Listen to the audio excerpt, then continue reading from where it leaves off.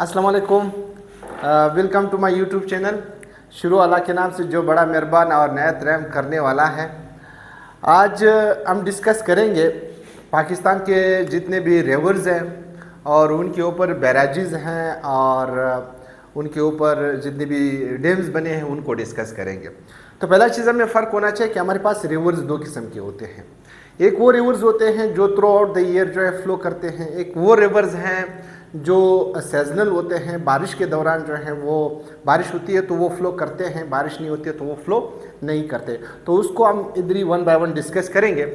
दूसरा चीज़ इसमें हम डिस्कस करेंगे बैराजेस डिस्कस करेंगे और डैम्स डिस्कस करेंगे कि बैराजेस में क्या फ़र्क है और डैम और बैराजेस में क्या फ़र्क है, इन दोनों को अलग अलग नाम क्यों दिया जाता है, इसको डिस्कस करेंगे।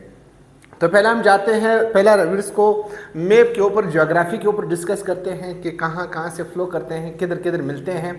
बहुत इंपॉर्टेंट क्वेश्चन है सीएसएस और पीसीएस के हवाले से, जनरल नॉलेज के हवाले से बहुत इंपॉर्टेंट है, एग्जाम कम्पिटिटिव एग्जाम्स में आते हैं। तो वीडियो बहुत इंपॉर्टेंट होती जा रही है, आखिर तक देखिएगा। लिहाजा स्टार्ट लेते हैं। पहला हमारा ये मैप है पाकिस्तान का, ठीक है। पाकिस्तान का जो मैप है इसकी वेस्टर्न साइड पर अफगानिस्तान है और साउथ वेस्टर्न साइड पर ईरान है और ईस्टर्न साइड पर इंडिया है और नॉर्थ ईस्टर्न साइड पर ऑलमोस्ट चाइना है और नॉर्थ ईस्टर्न पर ऑलमोस्ट आपके पास सेंट्रल एशियन कंट्रीज़ हैं। लिहाजा देखते हैं, पहला जो रिवर हमारे पास, जो मेन रिवर है वो हमारे पास इंडस रिवर है, ठीक है ना, जो कि लॉन्गेस्ट रिवर है पाकिस्तान का। और साथ साथ में ये रिवर जो है एशिया का दूसरा बड़ा रिवर है एंगजी रिवर के बाद, यानी जो हमारे पास चाइना में है, ठीक है ना।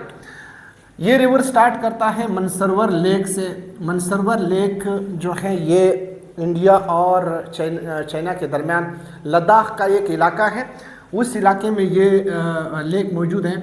यहाँ से ये लेक स्टार्ट लेता है, ठीक है। ये जो सुर्ख लाइन मैंने ड्रा की है, ये जो हमारे पास इंडियन ऑक्युपाइड कश्मीर है जहाँ पे इंडिया का कब्ज़ा है, ये 60% कश्मीर का हिस्सा है, परसेंट बनता है, ठीक है। और ये जो हमारा आज़ाद जम्मू कश्मीर है ये ऑलमोस्ट 40% है, बल्कि अभी इससे कम हो चुकी हैं लाइन ऑफ कंट्रोल एक्सटेंड करने के बाद।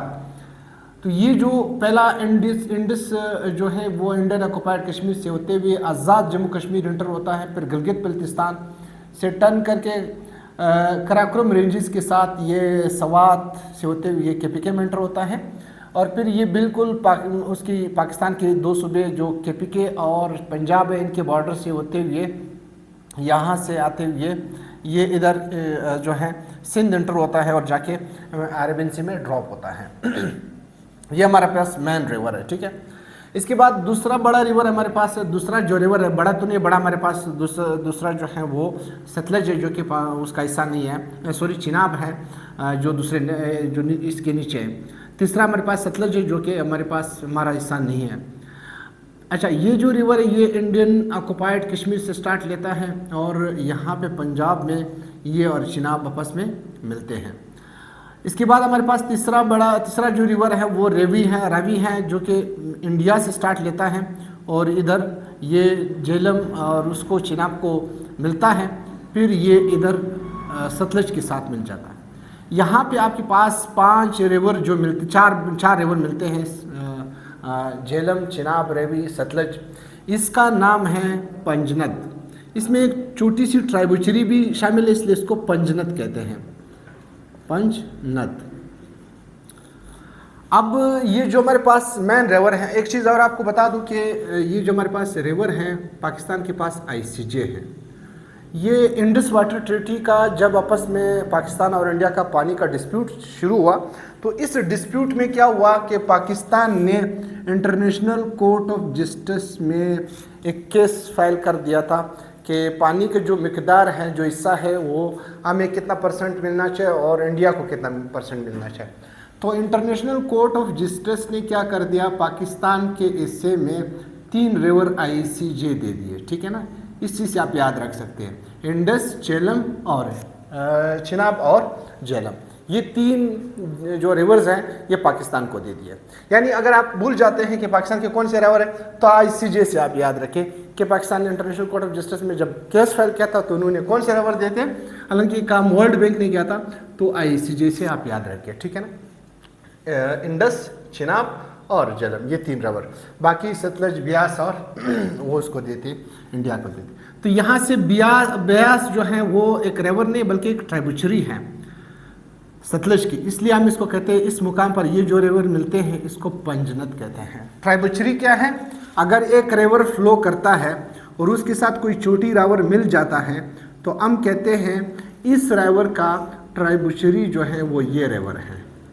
तो ये जितने भी रिवर्स है ये सारे ट्राइब्यूटरी है। किसकी ट्राइब्यूटरी है? इंडस के ट्राइब्यूटरी है। क्लियर? दूसरा चीज है डिस्ट्रीब्यूटरीज। अगर कोई चीज 2-3 हिस्सों में तकसीम होता है तो वो क्या कहलाता है? डिस्ट्रीब्यूटरीज कहलाता है। तो इस रिवर का डिस्ट्रीब्यूटरीज ये है। क्लियर? अच्छा, इंडस आपको समझ आ गया कि यहाँ से फ्लो करता है, यूँ आता है, ये इसका सुर्ख लाइन का मेन लाइन है। ठीक है, झेलम भी आपको क्लियर हो गया, चिनाब भी आपको क्लियर हो गया, रावी भी आपको क्लियर हो गया और सतलज भी आपको क्लियर हो गया। इस पॉइंट पर जब ये मिलते हैं इसको क्या कहते हैं? पंजनद कहते हैं। ठीक है, अच्छा, फिर मैं इसके बाद आपको डैम्स भी बताऊंगा। इसके बाद है ये चारों रिवर्स या पांच रिवर्स मिल जाते हैं इधर इंडस को, इधर इस मुकाम पर मिल जाते हैं। इस जगह का नाम है मटनकोट। यानी इसका मतलब ये है कि जो 5 रिवर्स जो इंडस के साथ मिलते हैं उस पॉइंट को मटनकोट कहते हैं। मटनकोट के मुकाम पर तमाम रिवर्स जो हैं वो इंडस रिवर के साथ मिल जाते हैं, फिर ये जाके जाते हैं। क्लियर? अच्छा, ये रिवर्स तो हो गया, ये हो गया इंडस। ये 2 रिवर्स जो है इंडियन ऑक्युपाइड कश्मीर से स्टार्ट लेते हैं, ये 2 रिवर्स जो है वो इंडिया से स्टार्ट लेते हैं। झेलम, चिनाब, रावी और सतलज जो है वो इंडिया से आते हैं। झेलम और चिनाब जो है इंडियन ऑक्युपाइड कश्मीर से आते हैं, जबकि इंडस जो है मनसरवर लेक से आते हैं और ये पूरा पाकिस्तान को कवर कर लेता है सिवाय बलूचिस्तान के प्रोविंस के। राइट, ये तो वो गए। ये आपके पास रिवर है, काबल रिवर है।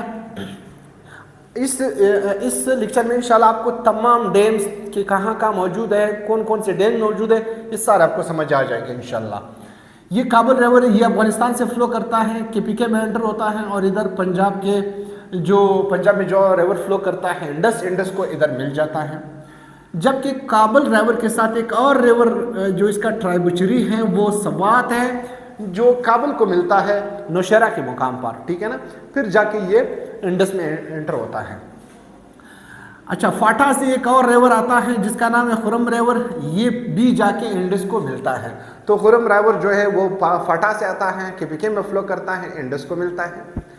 ये है आपके पास गोमल रिवर, क्या नाम है? गोमल रिवर। ये फ्लो करता है जाके इधर पंजकोट से मटनकोट से थोड़ा सा ऊपर उसको मिलता है, इंडस को मिलता है। इसी गोमल रिवर का एक ट्राइब्यूटरी है, वो है जोब रिवर। ठीक है, ये जोब रिवर यहाँ से फ्लो करता है, बलूचिस्तान से फ्लो करता है, जाके गोमल को मिलता है, गोमल से फिर जाके ये इंडस को मिलता है। अच्छा, इसके अलावा बलूचिस्तान में एक रिवर है इंगोल, दूसरा है नाल, तीसरा है अब रिवर। इसमें वायद इंगोल रिवर है जो through out the year flow करता है, बाकी सारे रिवर जो है वो सीजनल है। क्लियर? और बलूचिस्तान का सबसे लंबा रिवर जो है वो आपके पास इंगोल रिवर है, बाकी जो रिवर्स हैं वो छोटे छोटे रिवर्स हैं। तो अब आपको समझ आ गया कि 5 रिवर्स जिधर मिलते हैं उसको पंजनद कहते हैं, 5 रिवर्स इंडस के साथ जिधर मिलते हैं उस जगह को मटनकोट कहते हैं। ठीक है, और ये जो आपके पास काबल रिवर है, ये आपके पास खुरम रिवर है, ये आपके पास गोमल रिवर है, आपके पास जोब रिवर है। ठीक है ना, ये चीज़ आपको क्लियर हो गया। राइट, इसके बाद हम जाते हैं कि किस रिवर पर किधर और कहाँ पे बैराजेस बने हुए हैं और डैम्स बने हुए हैं। पहला चीज़ तो ये है कि आपको बैराज और डैम में फ़र्क आना चाहिए। याद रखें, बैराजेस और डैम में कोई फ़र्क नहीं है, फ़र्क सिर्फ एक चीज़ है। फ़र्क यह है कि डैम्स हम बनाते हैं, dams are constructed to gain electricity, to raise the level of water. ये 2 काम करते हैं। ठीक है, कि हम डैम को बनाते हैं कि उससे बिजली भी ले लें और पानी का लेवल भी राइज कर लें, और साथ साथ में सरडुम पर ये पानी को हम सैराब के लिए भी इस्तेमाल करें, यानी खेतों को सैराब करने के लिए भी इस्तेमाल कर सकते हैं, बागात को सैराब करने के लिए भी इस्तेमाल कर सकते हैं। इनकी गेट फिक्स होते हैं जबकि बैराजेस की गेट जो हैं वो मूवेबल होते हैं, वो उस गेट को आप ऊपर नीचे कर सकते हैं, पानी की लेवल को ऊपर नीचे कर सकते हैं ख़ास टाइम के मुताबिक। जैसे मिसाल के तौर पर जब ग्लेशियर की पानी नहीं आते, कम होते हैं, तो हम गेट को मुकम्मल तौर पर बंद कर देते हैं, पानी के लेवल को बहुत बड़ा कर देते हैं ताकि साइडों पर पानी सैराबी के लिए इस्तेमाल कर सके। यानी मूवेबल गेट्स होते हैं बैराजेस में, जबकि हमारे पास डेज में फिक्स गेट होते हैं। एक बात। दूसरी बात यह है कि बैराजेस को अमूमन तौर पर फ्लडिंग को कंट्रोल करने के लिए इस्तेमाल किया जाता है। ठीक है, फ्लड्स को कंट्रोल करने के लिए इस्तेमाल किया जाता है कि जब भी ज़रूरत पड़े तो हम पानी को आगे पीछे कर सकते हैं, ज़्यादा से कम कर सकते हैं, कम से ज़्यादा कर सकते हैं। जबकि डैम्स जो है वो फिक्स होते हैं और उनकी हाइट को आप बड़ा कम नहीं कर सकते हैं, बल्कि दोनों जो हैं सैराबी के लिए इस्तेमाल करते हैं। जबकि बैराजेस जो हैं वो ज़्यादातर इलेक्ट्रिसिटी के लिए इस्तेमाल नहीं हो सकते हैं, जबकि डैम्स जो हैं वो सैराबी के लिए इलेक्ट्रिसिटी के लिए इस्तेमाल हो सकते हैं। डैम्स की हाइट बड़े होते हैं, जबकि बैराजेस की जो साइज़ होती है वो कम होती है। ठीक है, उसकी वजह होती है कि आप इसको ऊपर नीचे जो मूवेबल गेट्स इस्तेमाल कर सकते हैं। तो एक का हेडवर्क्स है, एक का काम है कि लेवल को राइज़ करना, सैराबी के लिए इस्तेमाल करना। दूसरे का काम है कि लेवल को भी राइज़ करना, सैराबी के लिए भी इस्तेमाल करना और इलेक्ट्रिसिटी गेन करने के लिए भी इस्तेमाल करना। तो बैराजेस का काम है फ्लडिंग को कंट्रोल करना। ठीक है ना, ये फ़र्क है बैराजेस और डैम्स में। अब हमारे पास इंडस रिवर जो है वो जो है 2900 किलोमीटर है। इसके ऊपर 5 बड़े बैराजेस हैं। ठीक है, 5 बड़े बैराजेस हैं और 2 बड़े डैम हैं। ठीक है ना, चिश्मा बैराज, तोनसा बैराज, गुदू बैराज, सक्कर बैराज, कुटड़ी बैराज। ठीक है ना, और ये जो है आपके पास तरबेला डैम है और कलाबाग डैम है इसके ऊपर। ठीक है ना, आते हैं पहला सिंध में, दरिया सिंध में सिंध में इंडस पर यानी अबासीन पर या दरिया सिंध पर एक बैराज है, उसका नाम है कुटड़ी बैराज। ठीक है ना, कुटड़ी बैराज से थोड़ा सा ऊपर सक्कर के मुकाम पर एक और बैराज है, उसका नाम है सक्कर बैराज, और ये लार्जेस्ट बैराज है, बड़ी बैराज है। ठीक है ना, पूरा बैराजेस में जितनी भी बैराजेस है इसमें सबसे बड़ी बैराज जो है वो सक्कर बैराज है। ठीक है ना, सक्कर बैराज से जैसे ही ऊपर आते हैं गुद्दू, जो कि पंजाब और सिंध का बॉर्डर है, मतलब इधर अलहदा होते हैं, तो इधर जो बैराज है उसका नाम है गुद्दू बैराज, यानी ये बॉर्डर के करीब है गुद्दू बैराज। ठीक है ना, तो कौन सा, कुटड़ी, सक्कर और गुद्दू। इसके बाद थोड़ा सा ऊपर आते हैं आप, जैसे ही थोड़ा सा मटन कोट से ऊपर चले जाते हैं तो तोनसा आती है, तो तोनसा पर भी एक बैराज है, उसका नाम है तोनसा बैराज। और तोनसा से थोड़ा सा ऊपर चले जाते हैं तो उसको कहते हैं चिश्मा बैराज। कितने बैराजेस हैं, कुटड़ी, सक्कर, गुद्दू, तोनसा, चिश्मा। याद रखने के लिए आप आसानी से इसका एब्रिविएशन बना सकते हैं, KSGTC। ठीक है, KSGTC।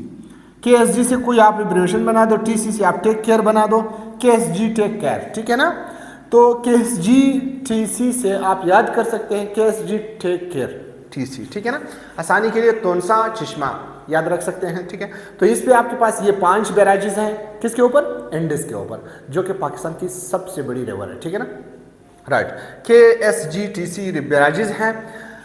अच्छा, जो हमारे पास ये 2 बैराजेस है, ये सिंध में, ये बैराज जो है, ये तीनों बैराजेस समझो, ये तो सिंध और उसके करीब है पंजाब के। तोनसा बैराज, चिश्मा बैराज पंजाब में है। ठीक है ना, इसके अलावा इसके ऊपर तरबेला डैम है और कलाबाग डैम है। ठीक है ना, इस मुकाम पर आपके पास इसके पास तरबेला डैम है। ठीक है ना, और इधर आपके पास इसका कलाबाग डैम है। ठीक है, सॉरी, ये कलाबाग डैम है। अब जी इसके बाद हमारे पास चिनाब है, ये चिनाब है। ठीक है ना, सॉरी, झेलम पहले करें। झेलम जो है 725 किलोमीटर है और इस पर एक बैराज है, रसूल बैराज है, मंगला डैम है। रसूल बैराज इधर ऑलमोस्ट इस मुकाम पर है और जो मंगला डैम है वो यूँ है। ठीक है ना, तो कौन सा, दूसरे नंबर पर है। ठीक है, सॉरी, चिनाब, ये इधर झेलम है इसलिए मैंने झेलम लिख दिया। ठीक है, इसके बाद चिनाब है इधर, तो चिनाब 960 किलोमीटर है। कादिराबाद बैराज है, इस मुकाम पर कादिराबाद बैराज है। ठीक है ना, और इसके ऊपर बिगलहार डैम बना हुआ है, तो बन रहा है, प्रोजेक्ट कंप्लीट 100% नहीं है, तो बिगलहा डैम इधर ही है, ठीक है ना। इस पे मंगला डैम है, तरबेला और कलाबाग किस पे हैं, याद रखें। अच्छा, आप इससे याद रख सकते हैं कि हमारे पास जो इंडस रिवर पर कौन से डैम है, आई टी के, जबकि हमारे पास चिनाब रिवर पर जो है कौन सा, CB, ठीक है, याद रखने के लिए। झेलम रिवर पर JM, ठीक है, याद रखने के लिए। तो झेलम रिवर 725 किलोमीटर है, और रसुल जो है, रसुल बैराज है, मंगला डैम है, बैराज रसुल है और डैम मंगला है। काबुल रिवर 700 किलोमीटर है, अभी इस पे बैराज बन रहा है इधर, तो ये हमारे पास नौशेरा बैराज बनेगा। रावी जो है हमारे पास 720 किलोमीटर है, और ये सिदानी बैराज इस पे बना हुआ है, ये आपके पास सिदानी बैराज, ठीक है ना। इसके बाद है सतलज जो कि 760 किलोमीटर है, इस्लाम बैराज पाकिस्तान में बना हुआ ये है, ठीक है। तो आई होप कि मेरे ख्याल में जितने भी बैराजेस थे, जितने भी रिवर्स थे वो हमने कर लिए। दरिया सिंध, दरिया झेलम, दरिया चिनाब और दरिया रावी, दरिया सतलज। सतलज तो इंडिया से आता है, वो हमारे ऐसा नहीं है। ICJ, इंडस, चिनाब, झेलम, ठीक है। इंडस बड़ा है, इसमें हमारे पास चिनाब दूसरे नंबर पर है, जबकि झेलम तीसरे नंबर पर है पाकिस्तान में। इंडस पर जो बैराजेस बने हुए हैं वो 5 बैराजेस हैं, कौन से, KSGTC, कुटड़ी बैराज, सक्कर बैराज, गुदू बैराज और चश्मा बैराज, तोनसा बैराज, ठीक है ना। सबसे बड़ा बैराज जो है इसमें सक्कर बैराज है, जो कि सिंध में है। कुटड़ी बैराज भी सिंध में है। गुदू बैराज सिंध और पंजाब के नज़दीक है, और तोनसा बैराज जो है वो भी पंजाब में, चश्मा बैराज भी पंजाब में है। तो इंडस रिवर कहाँ से स्टार्ट लेता है, मनसरवर लेक से स्टार्ट लेता है, ठीक है। जबकि हमारे पास झेलम और चिनाब कहाँ से स्टार्ट लेता है, इंडियन ऑक्युपाइड कश्मीर से लेता है। और ये जो 5 रिवर मिलते हैं, पंजनद, सारे रिवर जहाँ मिलते हैं, मटनकोट, एग्जाम में इंटरव्यू में ये क्वेश्चन बार बार पूछा गया है कि इंडस के साथ बाकी रिवर्स किस मुकाम पर मिलते हैं। लोग पंजद लिख देते हैं, या 5 रिवर्स कहाँ मिलते हैं, तो लोग जो है वो मटनकोट लिखते हैं। तो ये चीज़ इस तरह है जो मैंने आपको बता दिया, ठीक है ना। अच्छा, बलूचिस्तान में 3 रिवर्स है, जोब है, मंगोल है, नाल है, इंपॉर्टेंट रिवर्स। और KPK में 4 रिवर्स हैं। गोबर रिवर भी KPK में फ्लो करता है, खुरम रिवर भी KPK में फ्लो करता है, काबुल भी और सवात भी। छोटे छोटे और रिवर्स भी हैं, उनको हम टेकआउट नहीं करते हैं, वो सीजनल रिवर्स होते हैं। तो आई होप कि आप लोगों को क्लियर हो गया होगा। अगर आपने चैनल को सब्सक्राइब नहीं किया, सब्सक्राइब कर ले और कमेंट कर ले, कमेंट में बता दे आपको लेक्चर कैसा लगा। तो कमेंट करने से हमें हौसला मिलता है और अच्छे अच्छे वीडियोज़ बनाएंगे आपके लिए इंशाल्लाह। तो दुआ में याद रखिएगा। अल्लाह हाफिज़।